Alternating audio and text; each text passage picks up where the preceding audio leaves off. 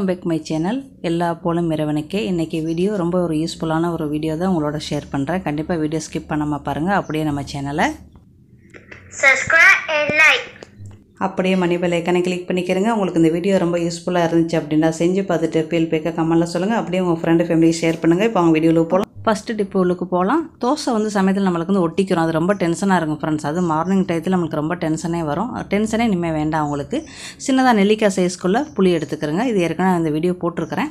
எடுத்து அதை ஒரு துணியில் நல்லா கட்டி முடிச்சு போட்டு வச்சுக்கிறேங்க. இது உங்களுக்கு 1.5 மாதம் 2 மாதம் வரைக்குமே இது நீங்கள் வச்சுக்கலாம். அந்த ஒரு டப்பாவில் போட்டு வச்சுக்கிட்டீங்கன்னா நீங்கள் என்னைக்கில் எப்போ செய்கிறீங்களோ அப்போ தொட்டு தொட்டு செஞ்சுக்கலாம். இந்த மாதிரி முடிச்சு போட்டு வச்சுக்கிறேங்க. அவ்வளோதான்.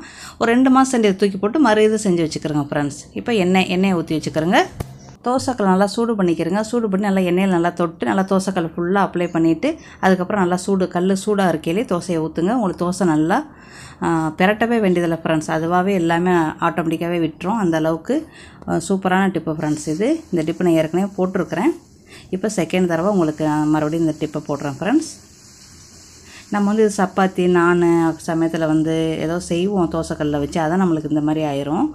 அதுக்கு நீங்கள் இப்படி புளியை யூஸ் பண்ணுங்கள், இல்லைன்னா வெங்காயத்தை யூஸ் பண்ணுங்கள் ஃப்ரெண்ட்ஸ். வெங்காயத்தோட புளி கொஞ்சம் நல்லா தெரியுது. இந்த பார்த்திங்களா, கையிலையே நம்ம எடுத்து பெரட்டி எடுத்துடலாம். அந்தளவுக்கு எல்லாமே சாஃப்டாக இருக்கும். இந்த மாதிரி செஞ்சுக்கிறோம் ஃப்ரெண்ட்ஸ். இதுக்கு மேலே நீங்கள் தோசைக்கல்லில் உங்களுக்கு ஒட்டிருச்சு அப்படின்னா உங்களுக்கு டென்ஷனே வேண்டாம். புளி எடுத்து ஒரு துணியில் சுற்றி நீங்கள் இந்த மாதிரி செஞ்சிங்கன்னா டென்ஷனே இல்லாமல் சூப்பராக நீங்கள் தோசை செஞ்சிடலாம். மார்னிங் டயத்தில் நோ டென்ஷன் ஃப்ரெண்ட்ஸ். பார்த்தீங்களா, நம்ம எப்படி பெரட்டி போட்டோம் அப்படின்னு அப்படியே எடுத்து அப்படியே போட்டால் முடிஞ்சிருச்சு. அவ்வளோதான். அப்படியே மடக்கி வச்சு நம்ம கொடுத்துலாம். புளியை வச்சு யூஸ் பண்ணுறதுனால நம்ம தோசை புளிக்காதா அப்படின்னு ஒரு சிலர் போன வீடியோவில் கேட்டிருந்தீங்க. புளிக்கலாம் செய்யாது ஃப்ரெண்ட்ஸ். கண்டிப்பாக செஞ்சு பார்த்துட்டு உங்கள் ஃபீட்பேக்கை சொல்லுங்கள். எனக்கு இந்த டிப் ரொம்ப யூஸ்ஃபுல்லாக இருக்குது ஃப்ரெண்ட்ஸ். இப்போ வாங்க அடுத்த டிப்புக்கு போகலாம். கத்தாழை ஃப்ரெண்ட்ஸ். நம்ம வீட்டில் சோத்து கத்தாழை வச்சுருப்போம். அந்த கத்தாழையில் அந்த ஓரத்தையெல்லாம் நீங்கள் நல்லா சுனப்பாக இருக்கும். அதை கட்டிங் பண்ணி 2ஆக வகுந்துக்கிட்டு அதை நீங்கள் என்ன செய்யுங்க. எனக்கு இதை விட பெருசாகவே போகாது ஃப்ரெண்ட்ஸ். எனக்கு இவ்வளோ தான் வரும். அதை என்ன செய்யுங்க, நல்லா ஓரத்தை நல்லா செதுக்கிட்டு 2ஆக வகுந்து ஸ்பூனில் அப்படியே எடுத்துருங்க ஃப்ரெண்ட்ஸ். ஸ்பூனில் எடுத்து அந்த சதையெல்லாம் எடுத்து வச்சுக்கிறோங்க ஃப்ரெண்ட்ஸ். அது ஜேலை எடுத்து வச்சுக்கிறோங்க. அதுக்கப்புறம் நம்ம என்ன செய்யலான்னு பார்க்கலாம். இது முக பொலிவுக்கு ரொம்ப நல்லது அந்த ஜேலு. அப்புறம் முடி வளர்ச்சிக்கு ரொம்ப நல்லது. அப்புறம் முக்கியமாக வவுத்து புண்ணுக்காரவங்களுக்கு ரொம்ப நல்லது ஃப்ரெண்ட்ஸ். ஸ்பூனை வச்சு நீங்கள் அதை அப்படியே என்ன செய்யணும், சுரண்டி விட்டுறணும். சுரண்டி விட்டு எல்லாத்தையும் அள்ளி வச்சுக்கிறோங்க. அள்ளி வச்சுக்கிட்டு இதை நம்ம கண்டிப்பாக கழுவணும். இப்படியே சாப்பிடவும் கூடாது, முகத்துக்கு தேய்க்கவும் கூடாது. நல்லா ஒரு சல்லடையை வச்சுக்கிட்டு வடிகட்டியை வச்சுக்கிட்டு நல்லா கழுவுங்க. நல்லா கையில் பிணைஞ்சி விட்டு ஒரு 2-3 தடவை கழுவுங்க ஃப்ரெண்ட்ஸ். அந்த விழுவிழுப்பு தன்மை அந்த ஜேலிக்கு போகணும், அந்த கத்தாழைக்கு போகணும். அது வரைக்குமே நீங்கள் கழுவணும். இப்போ கூட பாருங்கள் விழுவிழுப்பு தன்மை இருக்குது. நல்லா கையில் குழப்பி மறுபடியும் என்ன செய்யுங்க, தண்ணி ஊற்றி நல்லா கழுவிக்கிறங்க ஃப்ரெண்ட்ஸ். கழுவிட்டு நீங்கள் சாப்பிட்லாம், முகத்துக்கு செய்யலாம், என்ன வேணுமோ செஞ்சுக்கலாம் ஃப்ரெண்ட்ஸ். இது வவுத்துக்கு நீங்கள் சாப்பிட்டீங்க அப்படின்னா இது நான் வவுத்துக்கு சாப்பிட்றதுக்காண்டி தான் எடுத்துருக்கிறேன். இது சாப்பிட்றதுக்கு நீங்கள் அப்படியே சாப்பிட்லாம், ஜூஸில் போட்டு சாப்பிட்லாம், எல்லாமே செய்யலாம் ஃப்ரெண்ட்ஸ். இது ரொம்ப நல்லது. உடம்புக்கு நல்லா குளிர்ச்சி. அதே நேரத்தில் வவுத்து புண்ணுகள் ரொம்ப ஆறும். ஆறாத புண்ணுகள் கண்டிப்பாக வவுத்துக்குள்ள எது இருந்துச்சுன்னா ஆறும். இது நீங்கள் மாதத்துக்கு ஒரு தடவை கூட நீங்கள் இந்த மாதிரி கத்தாழை இருந்துச்சு அப்படின்னா அதை நீங்கள் இந்த மாதிரி செஞ்சு சாப்பிட்டுக்கலாம் ஃப்ரெண்ட்ஸ். இது ரொம்ப ஒரு அருமையான ஒரு டிப்பு. கண்டிப்பாக உங்கள் எல்லாருக்கும் ரொம்ப யூஸ்ஃபுல்லாக இருக்கும். பொடியஸாக கூட நீங்கள் கட்டிங் பண்ணிக்கலாம். அது உங்களோட விருப்பம். இது இப்போ ஒரு ஆளுக்கு உள்ளது ஃப்ரெண்ட்ஸ். ஒரு ஆள் இந்த அளவுக்கு நம்ம சாப்பிட்ணும். சாப்பிட்டா நம்மளுக்கு வவுத்து புண்ணுகள், வவுத்து எரிச்சல் எல்லாமே, நம்மளுக்கு நெஞ்சு எரிச்சல் எல்லாமே போயிடும் ஃப்ரெண்ட்ஸ். இப்போ நம்ம அடுத்த டிப்புக்கு போகலாம்.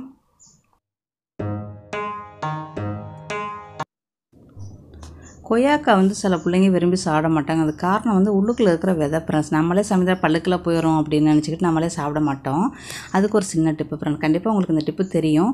சில கொய்யாக்காயில் நிறையா விதைகள் இருக்கும். கல் கொய்யாக்கா அந்த மாதிரி உள்ள கொய்யாக்காயெல்லாம். சில கொய்யாக்காயில் அந்தளவுக்கு விதை இருக்காது. விதை இல்லாத கொய்யாக்கா கூட இருக்குது ஃப்ரெண்ட்ஸ். இந்த ஊர்லேயும் இருக்குது, இந்தியாவில் இருக்கான்னு எனக்கு தெரியலை. இதுக்கு பாருங்கள், இது சத கொய்யா தான். ஆனால் உள்ளுக்குள்ளே லேசாக விதை இருக்கும். இந்த மாதிரி விதை இருக்கும். இந்த விதையை நம்ம நல்லா சின்ன ஸ்பூன் வச்சுக்கிட்டு, சொனப்பான ஸ்பூன் வச்சுக்கிட்டு நீங்கள் இந்த மாதிரி நல்லா அப்படி உள்ளுக்கு விட்டு ஆழமாக விட்டு இப்படி எடுத்தீங்கன்னா விதை மட்டும் உங்களுக்கு வந்துடும் ஃப்ரெண்ட்ஸ். அப்புறம் கட்டிங் பண்ணி நீங்கள் உங்கள் குட்டியை செலுக்கு கண்டிப்பாக கொடுக்கலாம். நல்லா விரும்பி சாப்பிடுவாங்க. இந்த மாதிரி செஞ்சு பாருங்கள். அதுக்கு மேலே சாப்பிடாத பிள்ளைகளுக்கு அசாம் பொடி அப்படின்னு இங்கே ஒரு பொடி இருக்குது. அசாம்பை பொடி, அதாவது புளிப்பு பொடி அப்படின்னு. அதை கூட நீங்கள் லைட்டாக மேலே தூவி விட்டு சாப்பிட வைக்கலாம். அது ரொம்ப விரும்பி சாப்பிடுவாங்க. ஸ்கூல்லலாம் அப்படி அந்த மாதிரி தான் பழக்கடையெல்லாம் அப்படி தான் விற்பாங்க ஃப்ரெண்ட்ஸ். அது நான் காட்டுறேன் அந்த எண்ணெய் பொடி அப்படின்ட்டு. இந்த மாதிரி ஸ்பூனில் எல்லாத்தையும் நல்லா எடுத்துட்டிங்க அப்படின்னா அவங்களுக்கு சூப்பராக இருக்கும். இதில் கல் கொய்யாவில் தான் ஃப்ரெண்ட்ஸ் நிறையா இது சத கொய்யா. கல் கொய்யாவில் தான் உங்களுக்கு நிறையா வந்து இது உள்ளுக்குள்ளே வந்து விதை இருக்கும். இந்த மாதிரி கட்டிங் பண்ணி அழகாக பீஸாக கட்டிங் பண்ணி டிவி பார்க்கையில் உங்கள் குட்டீஸில் கொடுத்துட்டீங்க, இல்லை விளையாடையில் கொடுத்துட்டீங்க அப்படின்னா அது அதுங்க அழகாக படிச்சுக்கிட்டு இருக்கையில கூட நல்லா இப்படி பீஸாக ஆக்கி அது சாப்பிட்ற அளவுக்கு நீங்கள் கட்டிங் பண்ணி கொடுத்துட்டீங்கன்னா கண்டிப்பாக விரும்பி உங்கள் குட்டீஸில் சாப்பிடுவாங்க ஃப்ரெண்ட்ஸ். இதுதான் ஃப்ரெண்ட்ஸ் அந்த அஸ்ஸாமுடைய பொடி பாருங்கள். இது கிடச்சினா கூட இங்கே வாங்கி லேசாக தூவி விட்டு கொடுங்க. இது புளிச்சிக்கிட்டு இனிச்சிக்கிட்டு இருக்கும் அந்த பொடி. இப்போ வாங்க மக்களே, அடுத்த டிப்புக்கு போகலாம். தரையை வந்து துடைக்க போகிறோம். இந்த தரக்கல் இந்த மார்பிள் போட்டு ஃப்ரெண்ட்ஸ் இந்த டைல்ஸ் போட்டு கிட்டத்தட்ட 25 வருஷம் ஆச்சு ஃப்ரெண்ட்ஸ். இதை மட்டும் நாங்கள் வந்து மாற்றவே இல்லை, அப்படியே வச்சுருக்குறோம். வீடு ஃபுல்லாகவே இதான் போட்டு கொடுத்தாங்க. ரொம்ப காலை பிடிச்சி இழுத்ததுனால எல்லா டைல்ஸுமே நாங்கள் மாற்றிட்டோம். இது மட்டும் இருக்குது, அதை தான் உங்களோட ஷேர் பண்ணுறேன். இதுக்கு நம்ம வந்து என்ன யூஸ் பண்ண போகிறோம் அப்படின்னா பேக்கிங் சோடா 1 ஸ்பூன். பழைய டைல்ஸுக்கு நீங்கள் கண்டிப்பாக இதை யூஸ் பண்ணுங்கள். அதுக்கப்புறம் கொஞ்சமாக பர்பஸை ஒரு 1/2 ஸ்பூன் சின்ன ஸ்பூனில் பர்பஸ் எடுத்துக்கிறேங்க. இது வந்து ஒரு ஹால் சின்ன ஹால் 15க்கு 15க்கு இருக்கிற ஹாலுக்கு இது கரெக்டாக வரும் ஃப்ரெண்ட்ஸ். ஒரு வீடு ஃபுல்லாலாம் இது பத்தாது, 15க்கு 15 இருக்கிற இடத்துக்கு இது கரெக்டாக வரும். எவ்வளோ விடாப்படியான கரையாக இருந்தாலும் சரி உங்களுக்கு இது நல்லா அழுக்கு வந்து உங்கள் கண்ணெதிரையே உங்களுக்கு காட்டும் ஃப்ரெண்ட்ஸ். இந்த மாதிரி நல்லா கலவிக்கிறங்க. எந்த திட்டாலாம் இருக்கவே வேண்டாம். முள்ளுக்கரண்டியை வச்சு இல்லை கையில் வச்சு நல்லா மிக்ஸ் பண்ணிக்கிறங்க. அப்புறம் அந்த இடத்த கூட்டிட்டு அந்த நல்லா தொளிச்சு விடுங்க ஃப்ரெண்ட்ஸ். ஓரம்லாம் தொளிச்சு விடுங்க. இதை வந்து நம்ம மோப்பு தான் போட போகிறோம். ஓரம்லாம் தொளிச்சு விடுங்க. அதுவே சிமெண்ட் தரையாக இருந்தால் கூட இங்கே தொளிச்சு விட்டு நல்லா தேய்ச்சி விட்டு கழுவியே விட்டுறலாம். உங்களுக்கு நல்லா அந்த கரைகள்லாம் உங்களுக்கு நல்லா போயிடும். அப்புறம் மோப்பை முதல்ல சுத்தமாக கழுவிடுங்க. கழுவிட்டு தொடங்க. மோப்பில் அழுக்கு இருக்கக்கூடாது. இதே பேஸ்ட்டை வச்சு ஃப்ரெண்ட்ஸ் நீங்கள் பேக்கிங் சோடா பர்பஸையை வச்சு நீங்கள் சிமெண்ட் தரையாக டாய்லெட் எல்லாமே கழுவலாம் ஃப்ரெண்ட்ஸ். சிமெண்ட் தரையாக இருந்துச்சுன்னா நீங்கள் நல்லா கழுவியே விட்டுறலாம். நல்லா பளபளன்னு போயிடும். இப்போ எல்லா இடமே நல்லா மோவு போட்டுருங்க. இடுமுடுக்கு ஓரங்கரம் எல்லா இடத்தையுமே தொடச்சிருங்க ஃப்ரெண்ட். ஓரத்துலலாம் ரொம்ப அழுக்குகள் இருக்கும், அதெல்லாம் நல்லா அழகாக நீங்கள் தொடச்சிருங்க. தொடச்சிட்டு இப்போ பாருங்கள் சாதாரண தண்ணி அதில் வந்து நீங்கள் வந்து அந்த மோப்பை வந்து நல்லா நினைச்ச பிறகு உங்களோட நான் அழுக்கை காட்டுறேன் பாருங்கள் ஃப்ரெண்ட்ஸ். எவ்வளோ அழுக்கு இருக்குது நீங்களே பாருங்கள். முடுக்கும் நான் வந்து சின்ன இடத்த தான் உங்களுக்கு தொடச்சி காட்டியிருக்கிறேன். இதுலக்கே இவ்வளோ அழுக்கு வருது. அப்போ ஒரு ஹால் ஃபுல்லாக தொடச்சா உங்களுக்கு எவ்வளோ ஃப்ரெண்ட்ஸ் அழுக்கு வரும் நீங்களே யோசனை பண்ணி பார்த்துக்கிறங்க. கண்டிப்பாக இதை செஞ்சு பாருங்கள். பெரிய ஹாலாக இருந்தால் இதை விட டபுள் பங்காக நீங்கள் வந்து பெஸ்ட்டு செஞ்சு கலக்கி ஊற்றிக்கிறங்க. நம்ம இடத்த பொறுத்து நீங்கள் செஞ்சுக்கிறங்க ஃப்ரெண்ட்ஸ். இப்போ செகண்ட் தடவை அதே தண்ணியை நினச்சி தொடச்சிட்டேன்.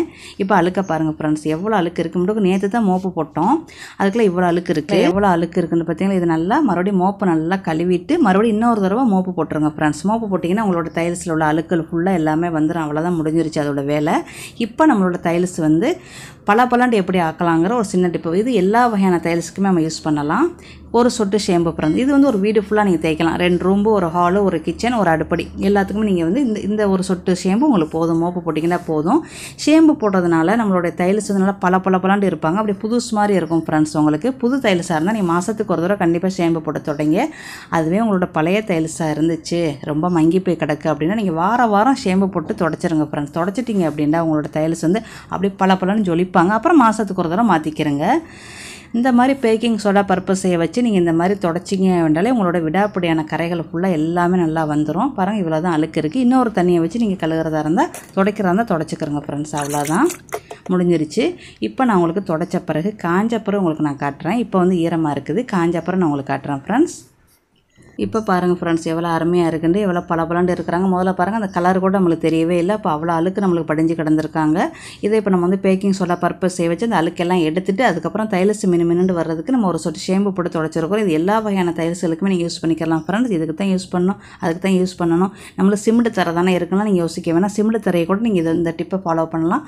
உங்களுடைய சிமெண்ட் தடையில் உள்ள கரைகள் ஃபுல்லாக எல்லாம் போய் ஷேம்பு ஒரு சொட்டு ஷேம்பு போட்டு மோப்பு போட்டிங்கன்னா உங்களோட வீடு வந்து வீட்டோட டைல்ஸோ சிமெண்ட் தரையும் உங்களுக்கு நல்லா பலன்னு மின்னுவாங்க.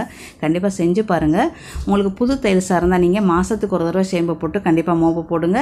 அதுவே பழைய டைல்ஸ்காரவங்களுக்கு வந்து 2 வாரத்துக்கு ஒரு தடவை ஒரு சொட்டு ஷேம்பு போட்டு மோப்பு போடுங்க. ரொம்ப அழுக்காக இருந்தால் அந்த பேக்கிங் சோடா பர்பஸை வச்சு யூஸ் பண்ணிக்கிறேங்க ஃப்ரெண்ட்ஸ். இந்த டிப் கண்டிப்பாக உங்களுக்கு யூஸ்ஃபுல்லாக இருக்கும்னு நினைக்கிறேன். யூஸ்ஃபுல்லாக இருந்துச்சு அப்படின்னா உங்கள் ஃபீல்டு பேக்கை செஞ்சு பார்த்துட்டு கமெண்ட்டில் சொல்லுங்கள். அடுத்த வீடியோவில் சந்திக்கலாம். Bye, see you.